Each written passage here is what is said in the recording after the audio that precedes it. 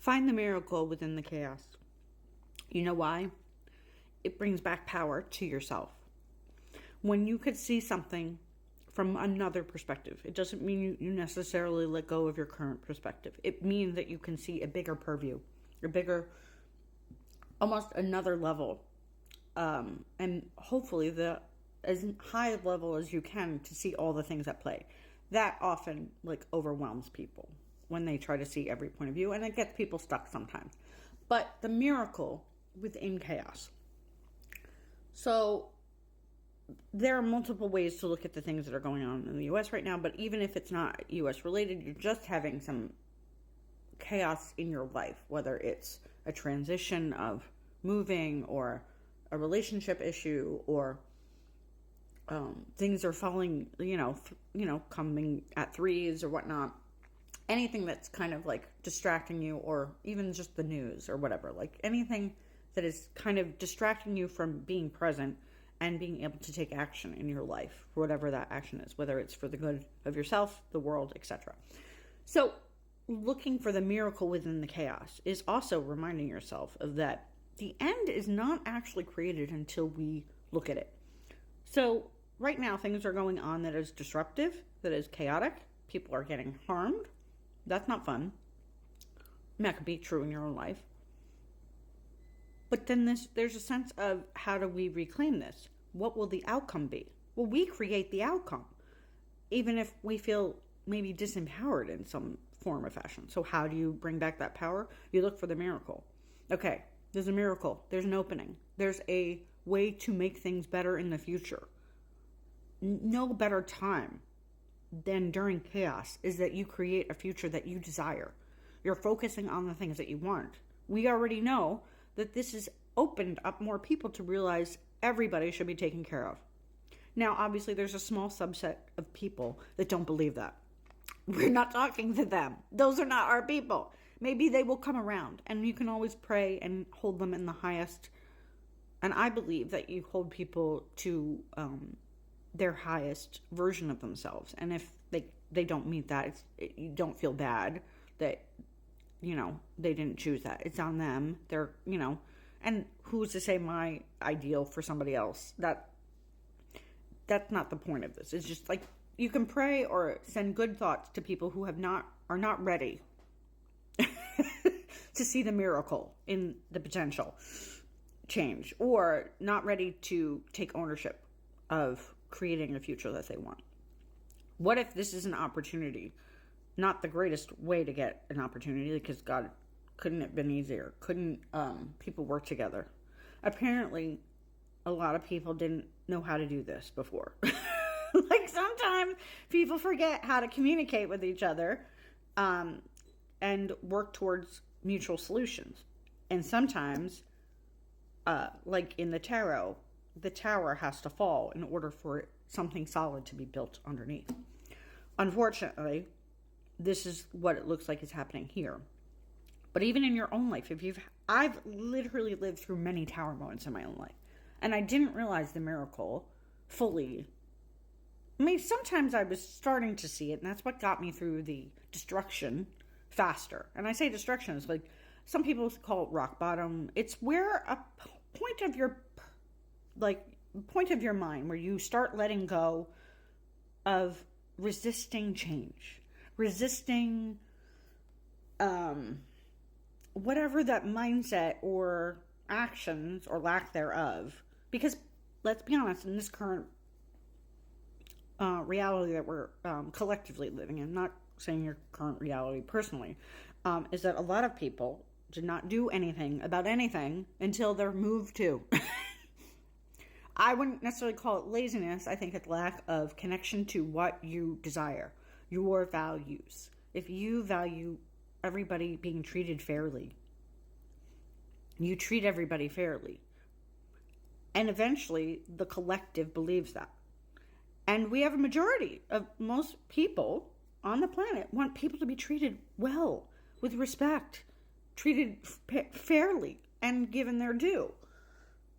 There are obviously people that don't believe that. Those aren't the people we're talking to necessarily. And if they want to come hang out, if they're open-minded, then yay. But the miracle is in seeing that there's always maybe not during the whole chaos per se, but maybe, that at the rock bottom, when the foundation is clear, you have a fresh start to choose. Did we have to do it this way? No. Although, would a building be more secure if the foundation is clear? I don't know, I'm not an engineer. But I would assume that certain places, like the bigger the place, like a high rise of some sort, is that if the foundation is solid, then the rest of it will be, primarily.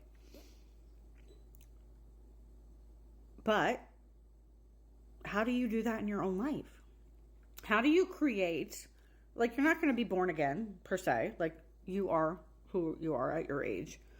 That's why people often have moments of crises in their life, whether it's moving, whether it's divorce, whether it's a change of job even. Like, it's not a necessarily bad thing when things are changing. Although we tend to perceive that because we're so used to routine. And honestly, the brain kind of requires a partial, the ability to count on something, a level of certainty. But at the same time, if you don't adapt, as they say, you die. Because being adaptable is the most crucial skill as a human being to survive. Survive anything. Chaos in general.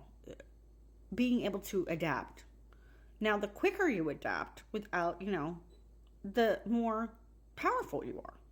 The way you see things. If you're adaptable in the way you think, if you're not rigid in thinking, this helps you tremendously heal your own patterns, heal your own wounds, heal relationships because you're not rigid in your thinking process. If you're more open-minded, if you are, and this is not talking about bending your boundaries that are solid, that need to be solid. Obviously, flexible boundaries are important too, depending on, like, I don't know, like something rubbery, like a bamboo tree. It moves. Palm trees move in the wind. Trees in general. There's a certain point where they'll break if the boundary is broken. The same with you. We don't want you to break. I don't want you to break. I don't know.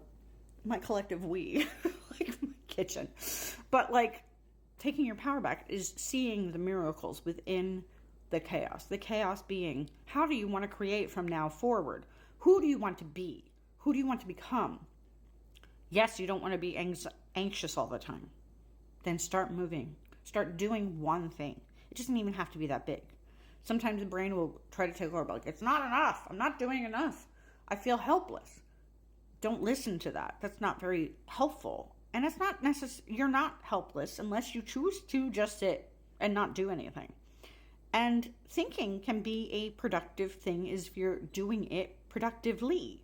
Meaning, like, you're not going down the spiral of doom. It's not to say to ignore bad things. This is not spiritual bypassing at all. This is a way to reclaim your power so you don't have to stay stuck in the muck of woe is me, of the muck of I have no power or ability to change things. You always have that power. No matter how insignificant you feel, you doing one thing can save somebody else's life in a ripple effect. And you might not see that. You might not see by you being nice to somebody today and smiling at them could save their fucking life. That's one small thing. One small thing can save somebody's life. It's factual. I know because I've counseled people and they will tell me this one stranger did this or this one person that I knew in this group. Blah, blah, blah, blah, blah. The countless ways that you can save somebody's life. Or you could do it in big ways. But how about we start small? How about we recognize the miracle in the chaos? The miracle is you choosing to take back your energy and power from things that are not providing you the power and energy to do what you are called to do in this next moment, in these next days, weeks, months, years, etc. I hope this helps.